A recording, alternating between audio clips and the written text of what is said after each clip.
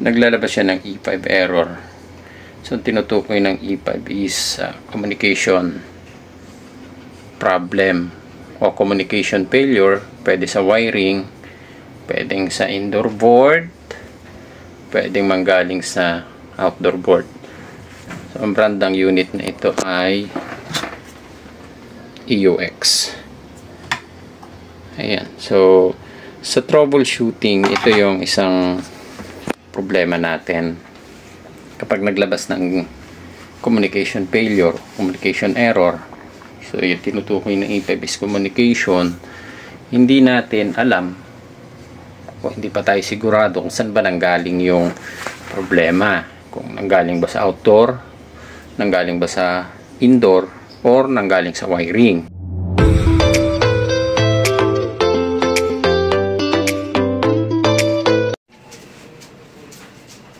Okay, good day mga ka-aircon technician.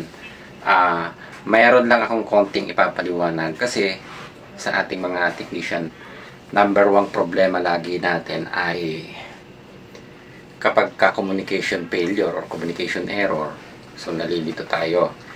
Alin ba may problema, lalo na sa split type? Indoor ba or outdoor ba ang may damage? So mag-share lang ako ng konti, baka makatulong. Actually, EUX yung gagawin nating unit. Okay, so split type, syempre meron tayong indoor. Tapos, meron tayong outdoor. Ayan. Okay. So, sa wire natin, meron tayong line, neutral, signal, ground. So, doon sa kabila, ganun din. Line, neutral, signal, ground. Okay? So, yan lang naman yung connection niya, di ba? Okay. Yan yung connection wiring.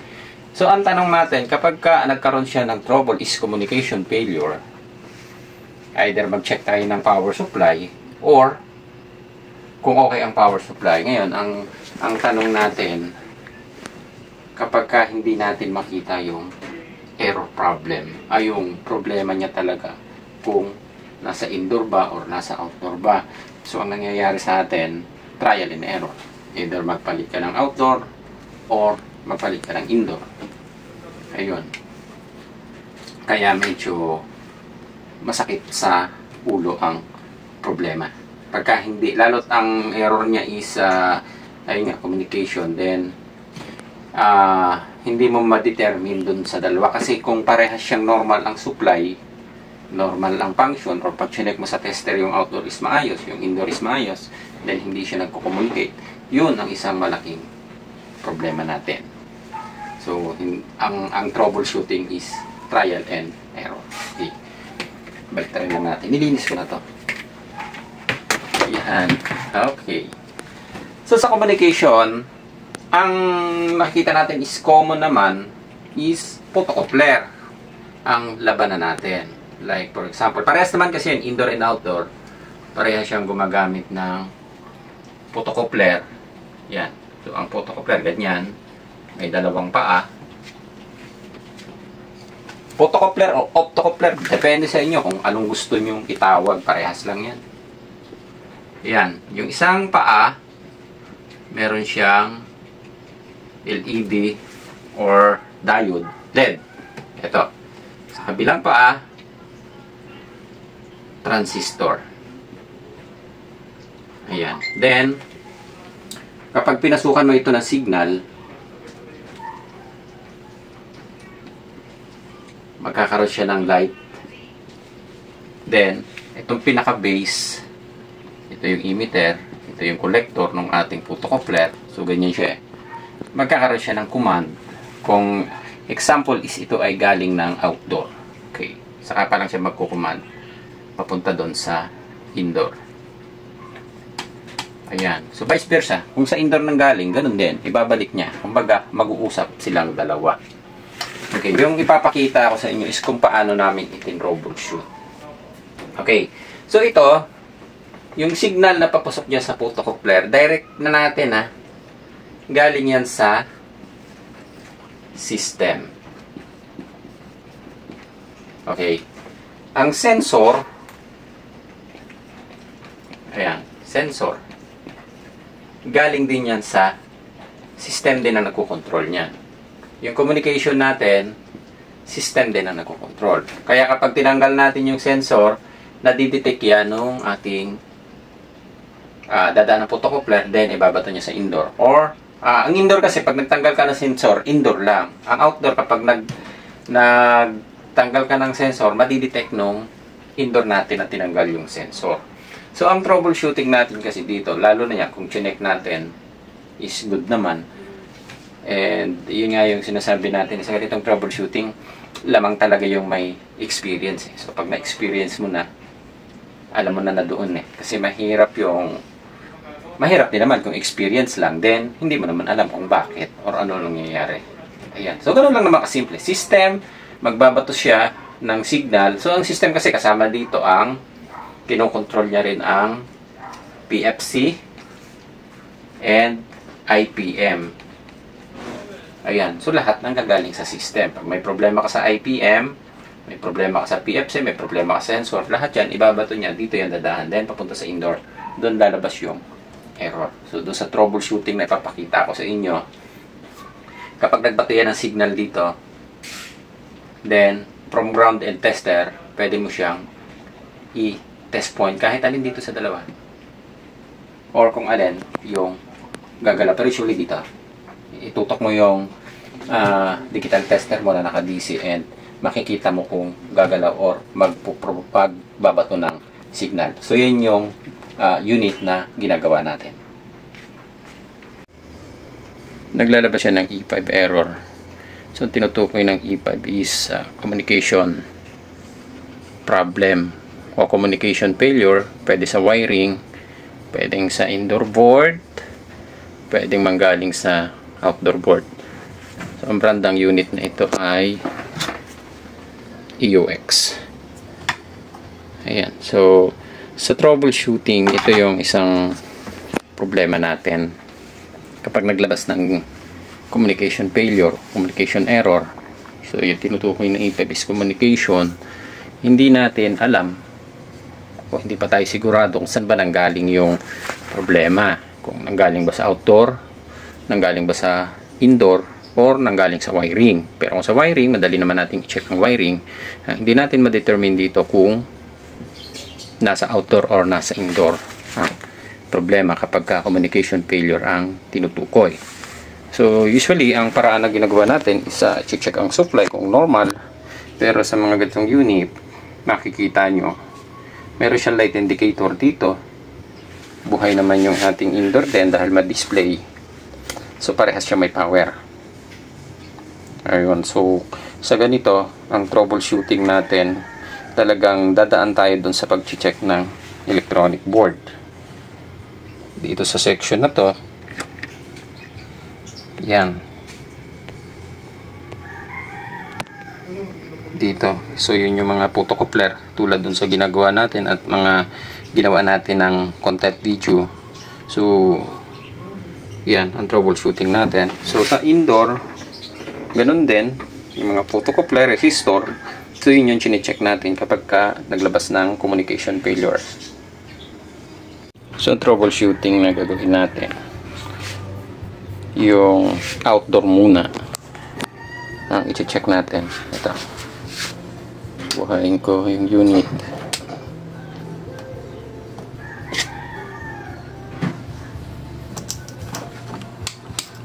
Ayan. So, naka-on na to.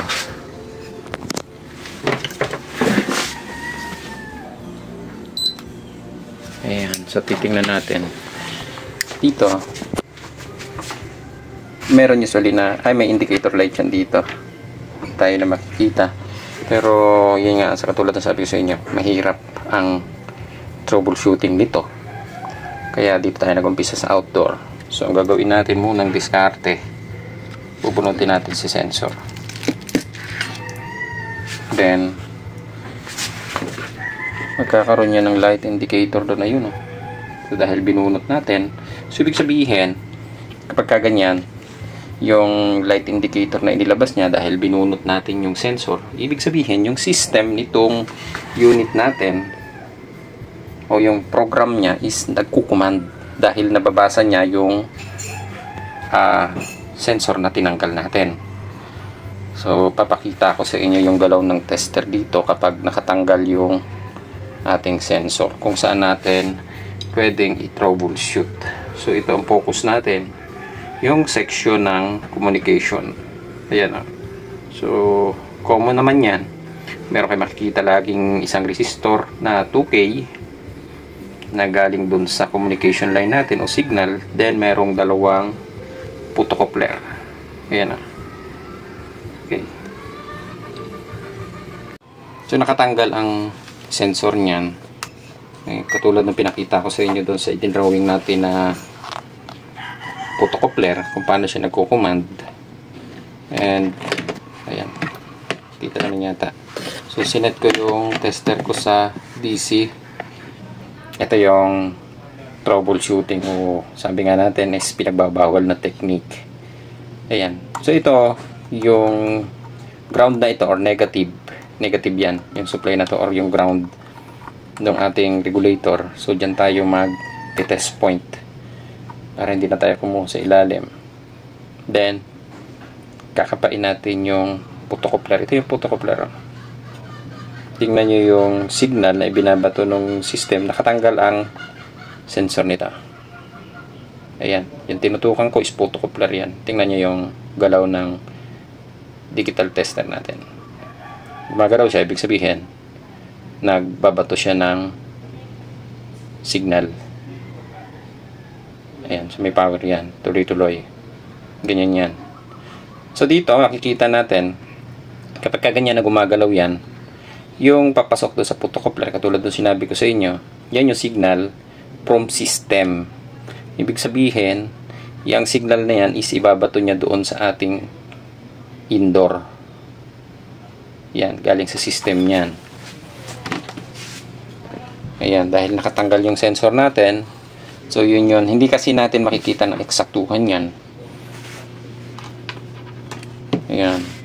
So, mga simpleng diskarte lang. Pag nakitaan nyo yun doon, katulad doon sa tinutukan ko na yan, sa may photocoupler na yan, dito, na nagre-response or tawag dito, binabasa niya o nagbabato siya ng signal. So masasabi natin maring good yung system IC natin ito, dahil yung system IC natin na-detect niya yung sensor na tinanggal natin dito. And doon sa light indicator, yan din siya. Ayan. Okay, so susubukan natin na ibalik yung pinaka-sensor natin. I-off ko lang saglit. So binuhay ko na ulit siya. Yan. So gagawin natin, itong sensor ikakabit natin. Then ganun ulit sa procedure na gagawin natin. Ayan. Naka-ground ulit tayo. Ito. O dito. Yan. Then tututukan ulit natin yung photocoupler. Ayan. So nagkaroon din siya ng pagbabago doon sa ini-out niya na number o signal na inilalabas. Base lang yan doon sa tester natin para lang makita natin. Actually, syempre lahat ng paraan na pwede nating maisip, gagawin natin para ma-determine natin kung saan ang galing ang problema. Yan. So kaya kung pinakita ito sa inyo, actually ito yung kapapalinawan natin ng konti. Yan. Itong photocoupler na yan, kapag kasi may shortage yan o defective, so yung signal na pumapasok from galing dito sa system natin papunta doon sa photocoupler, so maaari magdadrop yan kung defective ang photocoupler natin. So hindi ko muna tinanggal yung photocoupler natin na yon. Then ang gagawin natin ay re-resolder or lilinisan lang muna natin yung portion na yon, kasi ang problema lang naman natin dito, hindi siya nagbabato ng signal papunta doon sa ating indoor. Ayun. So, hindi niya binabato yung signal na galing dito. Pero, yung system, ito, nagbabato siya ng signal hanggang doon lang sa photocoupler natin na yan. Okay. So, kasi kung may shorted dyan, usually hindi yan magbabato ng signal. Hindi siya makakabato kasi nga maaaring may shorted or defective yung photocoupler natin. So, sa sistema na ginawa natin, maaaring good. So, hindi ko na binaklas yung photocoupler kasi nakadikit yan eh. Pwede naman natin tanggalin para then mano-mano natin i-check. Pero, syempre, doon muna tayo sa option na mas madadalian tayo bago natin kalasin kung hindi natin talaga ma-determine pa yung problema. Ayan. So, ang gagawin natin muna, i-resolder natin yung pinaka-board na ito. Ayan. So, maaaring may naglulus lang siya dito sa may part ng photocoupler na yan. Yan. So, ini-off ko lang muna.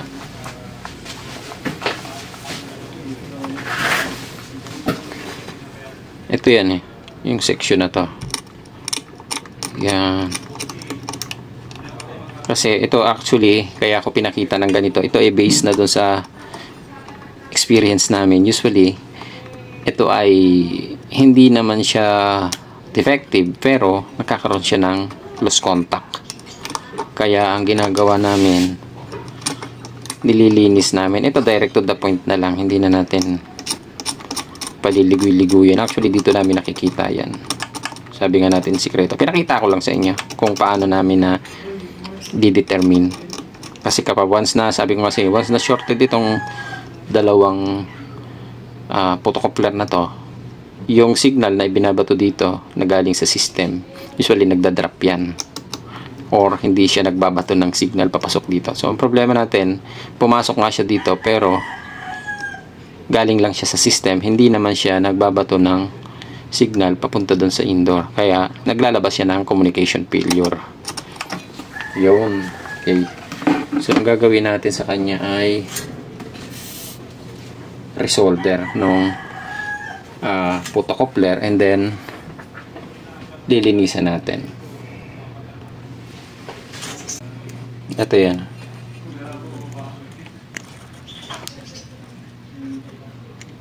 So ang gagawin natin ay resolder muna. Usually naglulo siya dito eh. Ito.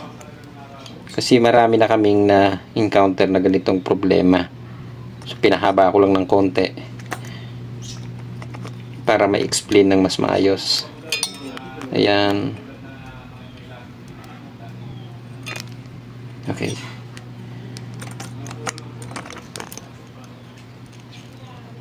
Okay. Ayan. So, bago kami kasi mag-proceed doon sa tanggal yung photocoupler o i-check natin, ang ginagawa namin talaga dyan muna, nire-reheat namin or nire-resolder namin bago natin ibalik. Kung ganun pa rin, saka natin kinakalas at sine-check natin isa-isa. Ayan, so okay na tayo. Niresolder ko na muna yon dalawang photocoupler ng communication section. Ito yan. Okay. So papaanda rin na ulit natin. So ayan, nakakabit yung sensor. So gagawin natin, tatanggalin ko muna itong sensor. Pag na-detect nyo yung sensor na yan, ito ang ating indoor. So maaaring yung ginawa natin pagre-resolder is naging successful na. Buhayin muna natin to. Yun. Ayan. I-reset ko lang muna para mas mabilis niyang ma-read yung outdoor. Then on. Yun. Ayun. So nagkaroon na ng pagbabago. Ang error natin F6 na. Yun, dahil nakatanggal yung sensor natin. Yan. So kung mag-detect na yan ng F6, ibig sabihin nagbabato na yan ng signal dito sa communication, or yun yung sinasabi natin na nag-uusap na si indoor at saka si outdoor. Ayan. So titignan natin dito. Talagyan natin ang analog. Punta tayo sa 50 volts. Ayan. So, yung dating diskarte lang na ginagawa natin. Ito. Positive, negative. Ito yung line neutral. Dito. Hirap pag walang nagka-camera eh. Okay, so iayos ko lang. Ayan. Yan yung tinutukan ko. Ayan na, yung signal na binabato niya. Galing niya. Yan yung signal na dito, kinuha natin sa neutral end signal. Yung dalawang test pad natin. Yan o. Pag gumagalaw lang yan, ibig sabihin nagbabato na yan. Na-detect niya na yung sensor natin. Okay, so i-off lang ulit natin.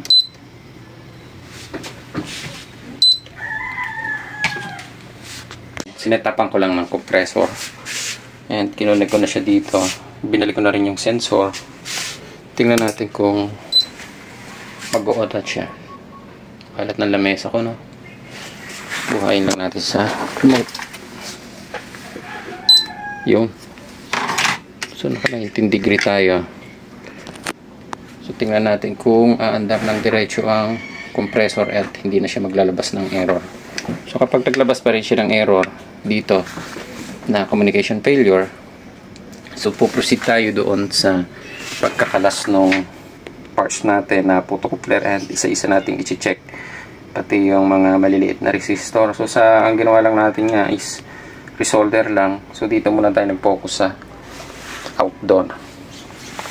Ayan. So sa indoor kasi actually hindi naman siya ganun kadalas nagkakaproblema pag communication failure kasi usually dito talaga nanggagaling eh. And base, siyempre, ang pinakamagaling na ano natin or the best nga sabi natin na troubleshooting is kapag may mahaba tayong experience. So, based sa experience natin, ang nakikita lang natin na problema sa ganito, kadalasan, yan, yung resolder natin na yan. Dito. So, sa ngayon, wala naman siyang nilalabas na error. Antay lang natin umandar yung compressor na kinabit natin. Ayan, umandar na siya. Yung blinking ng light niya, ganito na siya. Then, ito na yung compressor natin. Yung pan motor natin, outdoor. Ito rin yan, maandar yan. Ito. Maandar siya. Maandar ang indoor. Maandar ang outdoor. Ayan. So, okay na siya. Tuloy-tuloy na siyang umaandar. Wala na rin siyang na-detect na error dito. So, i-off lang ulit muna natin. Then, uobserbahan na lang. Yun. Okay. Ayan. So, umandar yung unit natin. Ang problema lang natin is nagkaroon siya ng lost contact sa puto-coupler. Yung i-drawing natin. Ayan o. So, ang ginawa lang natin, niresolder natin ito, niresolder ko to, niresolder natin yung dalawang puto-coupler.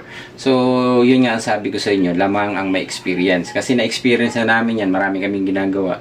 Kapag naglabas siya ng error na communication failure, usually, before tayo magbunot ng mga parts doon sa board, chine-check or nire-reheat muna natin and nire-resolder natin. Kung ganun pa rin, saka natin binubunot at chine-check yung mga spare parts. So, dito sa problema na ginawa natin, nirehit natin, then nawala na yung error and nag-command na rin yung ating IPM, gumana na yung compressor. Ayan. So, okay na tayo. Ayan. Ayos. Okay.